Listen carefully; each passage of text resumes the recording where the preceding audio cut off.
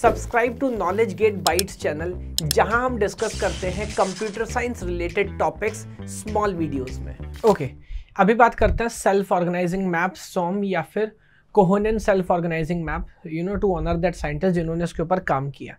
एक आइडिया समझिए, अभी तक जो भी लॉजिक हमने यूज़ किया, specially back propagation and gradient descent, all that was kind of example of a supervised learning, जहाँ पे एक्चुअल आउटपुट हमारे पास है, टारगेट आउटपुट हमारे पास है, we can have the difference between them and based on that हम train करते हैं।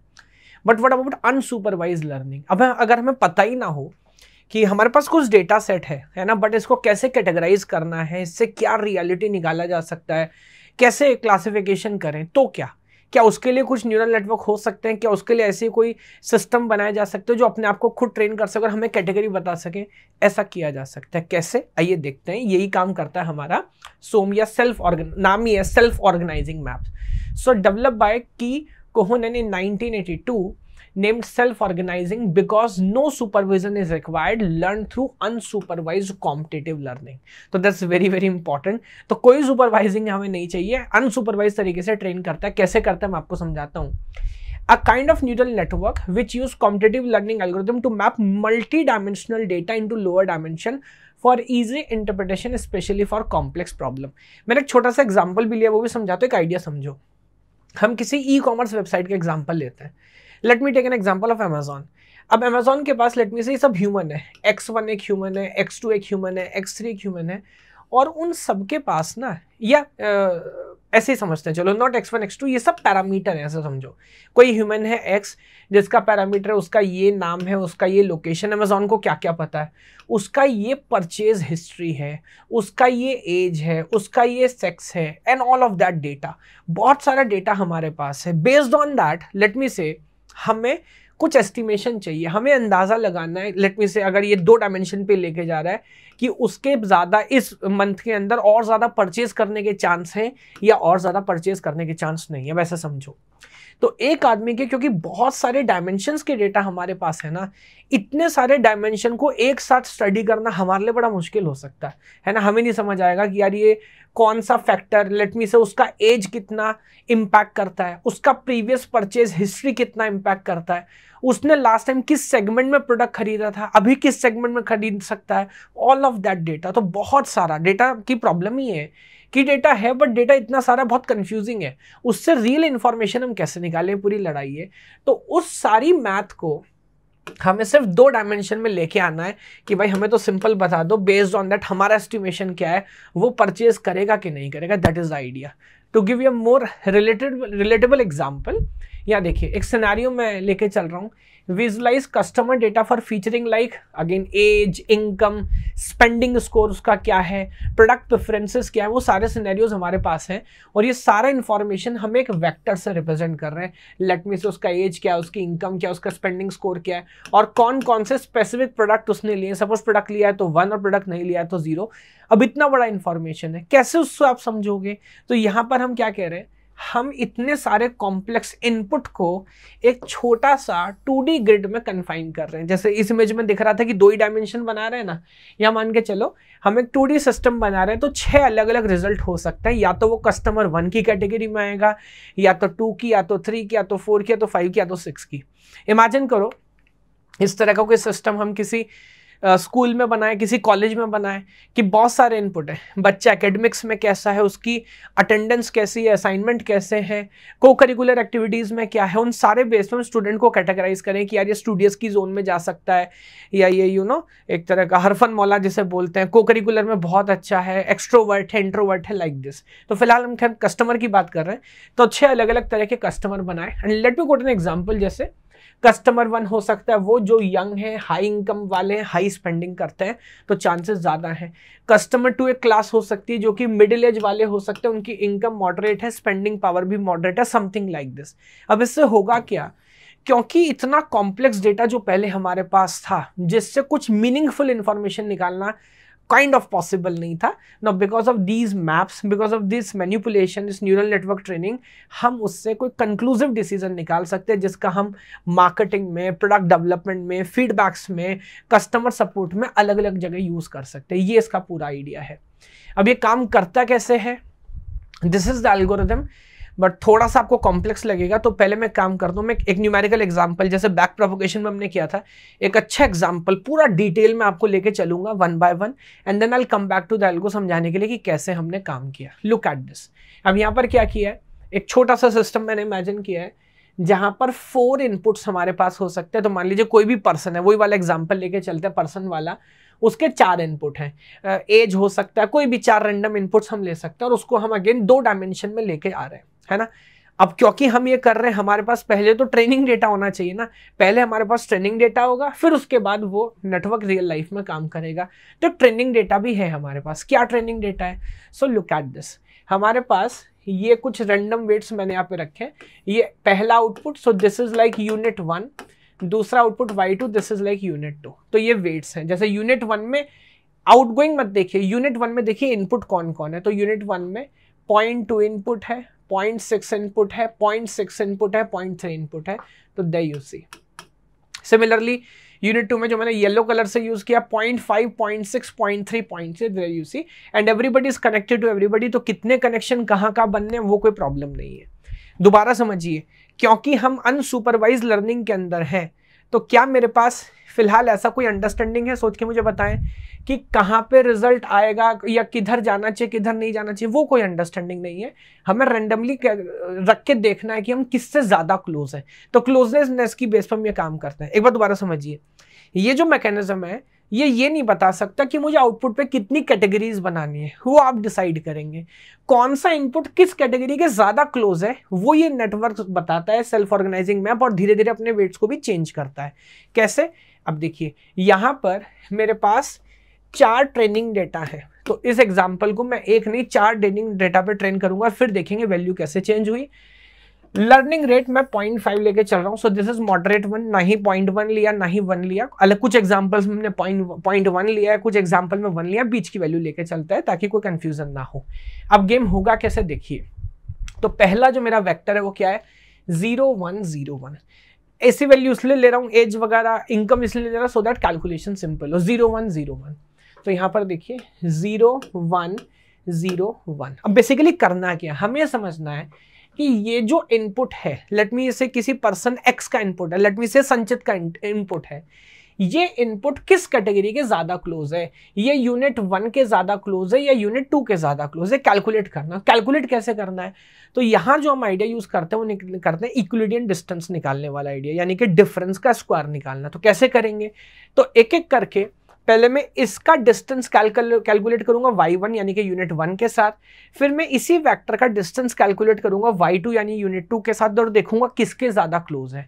तो अब यहां देखिए मैं क्या कर रहा हूं, फॉर्मूला मैंने लिख के बता दिया, but I will go 1 by 1। तो यहां देखिए सबसे पहले डिस्टेंस कैसे करना है, जो भी इनपुट है माइनस दिस, सो 0 माइनस 0.2 का स्क्वायर, क्योंकि समेशन करना सभी डिफरेंस का, x minus WY। Similarly 1 minus 0.6, there you see, 0 minus 0.6 again, and 1 minus 0.3। तो इन सब का स्क्वायर जब हमने किया तो दिस इज द वैल्यू, और जब इन सबको सम किया तो वैल्यू आया 1.05। और क्योंकि इक्विवेलेंट डिस्टेंस में ऑब्वियसली अंडर रूट हम रखते हैं, तो when we do the under root of this is approximately 1.0247। तो मोटा मोटा क्या समझ आया कि ये जो हमारा वेक्टर है 0 1 0 1, इसका डिस्टेंस यूनिट 1 से निकला 1.0247। अभी हमें नहीं पता कि इस वेक्टर को हमें इधर वाले एरिया में लेके जाना चाहिए, इधर वाले एरिया में लेके जाना चाहिए, बट इसका डिस्टेंस हमने निकाल लिया। अब सेम वेक्टर का मैं दोबारा से लिख देता हूं 0 1 0 1। मोस्टली कैलकुलेशन मैंने पहले से लिख के रखे ताकि आपका टाइम बचा सकूं। मैं डिस्टेंस कैलकुलेट करूंगा यूनिट 2 y2 के साथ। फॉर्मूला फिर से में नोटिस करिए, मैंने येलो कलर से लिख के रखा है।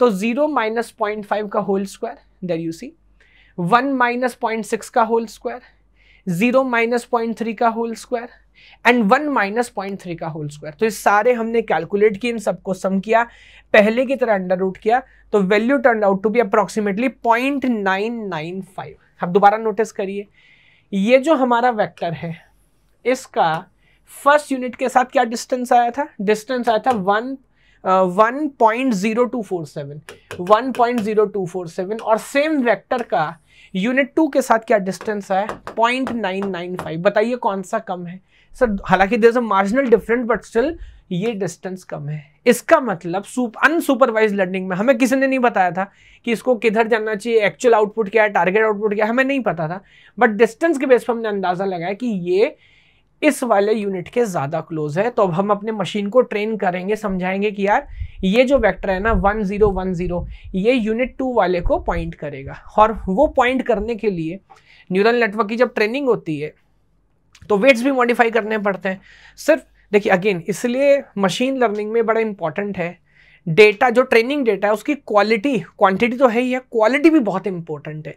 अगर अच्छी क्वालिटी नहीं होगी तो आपकी मशीन अच्छे से ट्रेन नहीं होगी। तो हम क्या करेंगे अब, क्योंकि यूनिट 2 जीता है, क्योंकि now this vector 0101 points to unit 2, अब ये वेट्स मॉडिफाई होंगे और वेट्स मॉडिफाई होने का ये फॉर्मूला है क्या, what is the new weight, old weight plus learning rate into again the difference of xi minus the old weight. तो कैसे, लर्निंग रेट आपको बताएं 0.5 लेके चल रहा था, आई गो 1 by 1। जैसे पहला वेट देखिए, पहला वेट क्या था 0.5, so this is old rate, by chance अभी लर्निंग रेट भी सेम है, this is learning rate and now the difference, क्या डिफरेंस है, अगेन वही 0 माइनस 0.5, और ये जब हम कैलकुलेट करते हैं this turn out to be 0.25, तो ये मैं कट कर देता हूं, नाउ न्यू वेट इज 0.25। कितनी सिंपल मैथ है, एक बार देखने में कॉम्प्लेक्स लगता है, बट अगर ये पूरा न्यूमेरिकल आई होप आपने 2 बार भी रिपीट कर लिया, आपको चीज अच्छे से रट जाने वाली है। इतना सिंपल तरीके से मैंने यहाँ पर समझाने की कोशिश की है। सेकंड वेट अपडेट करते हैं,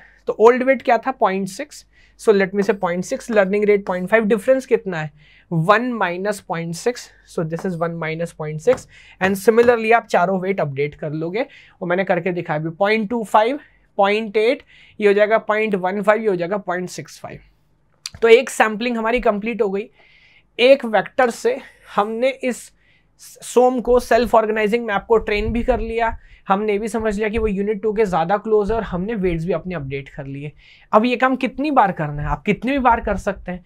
मैंने अपने टोटल ट्रेनिंग डेटाबेस में 4 एग्जाम्पल लिए, तो मैं दूसरे वेक्टर पे जा रहा हूँ, थोड़ा सा स्पीड अप करता हूँ। सो माई सेकेंड वेक्टर इज 011, ठीक है। अब फिर वही काम करना जो आपने सीखा था, 0 माइनस 0.2, 1 माइनस 0.6, 1 माइनस 0.6, 1 माइनस 0.3, इन सभी का whole square under root.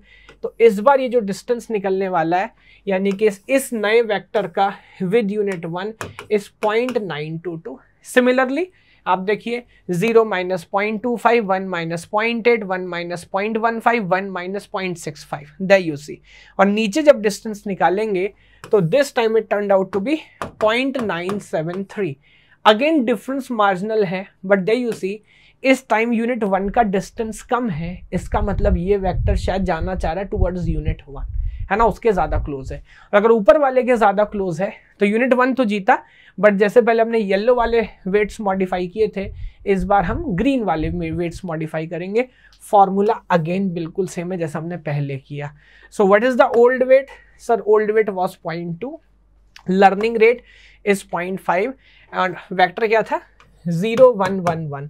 So what is 0 minus 0.1, sorry old weight 0 minus 0.2, ये कैलकुलेट करेंगे एंड यूजिंग दिस सिमिलरली ये चारों के चारों वेट्स हमारे अपडेट करेंगे। तो 2 इनपुट वेक्टर पे ट्रेनिंग हम कर चुके हैं इस सेल्फ ऑर्गेनाइजिंग मैप की, और अकॉर्डिंगली हमारे जो वेट्स हैं वो भी चेंज हो रहे हैं। Now let's go to third vector which was like 0 0 0 0।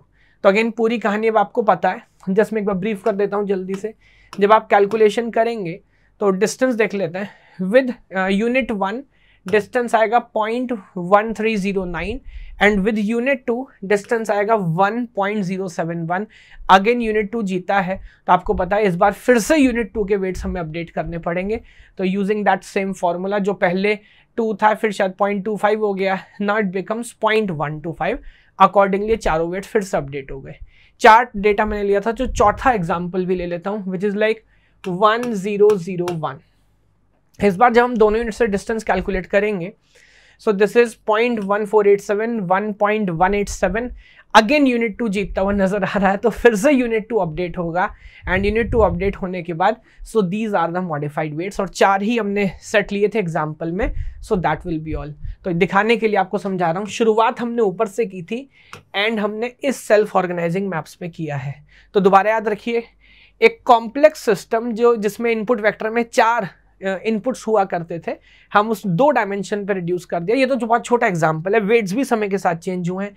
इसी तरह अगर आपके पास वही पुराने वाला एग्जांपल, कोई भी डेटा है जिससे आप कोई मीनिंगफुल इंफॉर्मेशन नहीं निकाल पा रहे हैं, है ना, जैसे कस्टमर वाला बहुत अच्छा एग्जांपल है, तो you can make a big map, एक एल्गोरिथम लिख सकते हो, अकॉर्डिंगली आप मैप कर सकते हो। आपको बताने की भी जरूरत नहीं है कि किससे वो कनेक्ट करेगा, वो धीरे धीरे खुद से अपने आप सीखते जाएगा और आपको पता लगते जाएगा कि वेदर उस कस्टमर का परचेज करने का चांस है या नहीं है, ये जो भी चीज़ आपको वहाँ पे कैलकुलेट करनी है। अब मैं एक बार आपको दोबारा एल्गोरिथम दिखा देता हूँ। तो हमने इनिशियलाइज किया रैंडम वेट से, ठीक बात है। हमारे पास ट्रेनिंग इनपुट होना चाहिए, जैसे मैंने 4 वेक्टर लिए थे, बिल्कुल ठीक बात है। उसके बाद हर वेक्टर के साथ हम डिस्टेंस कैलकुलेट करते हैं और वही यूक्लिडियन डिस्टेंस वाला आइडिया यूज करता है। तो ये डिस्टेंस कैलकुलेट करने के बाद वी टेक अंडर रूट और फिर हम देखते हैं कि कौन सा मिनिमम यूक्लिडियन डिस्टेंस है, किस न्यूरॉन के साथ, किस आउटपुट के साथ, जिसके साथ मिनिमम होता है वो जीतता है। बेस्ड ऑन दैट हम नया वेट कैलकुलेट करते हैं और अगेन आपके पास कितना ट्रेनिंग डेटा है, आप कितनी बार इटरेशन रिपीट करना चाहते हैं। टेक्निकली ये हमें जब तक करना चाहिए जब तक वेट चेंज होने लगभग नेग्लिजिबल ना हो जाए, यानी कि वेट चेंज होने बंद हो जाए, यानी कि आपका जो एसएम है वो ट्रेन हो चुका है। तो क्या प्रॉब्लम है और क्या सॉल्यूशन, आई थिंक सारी चीज हमने समझ ली। That was the idea of self organising maps. I think इसमें भी कोई कुछ पूछ लिया विद एग्जांपल, विद थ्योरी, पूरी बात मैंने कंप्लीट की है, तो आप अच्छे से करके आ सकते हैं। Going on with the idea now, the second part of the unit, deep learning. तो डीप लर्निंग क्या होती है, उसका क्या मैकेनिज्म है, उसको समझेंगे। And then in upcoming times will also understand what are convolution neural network, जो आजकल बड़े पॉपुलर है। ओके, अभी भी आप में से 75% से ज़्यादा स्टूडेंट्स ने सब्सक्राइब नहीं किया है, so please like, share and subscribe.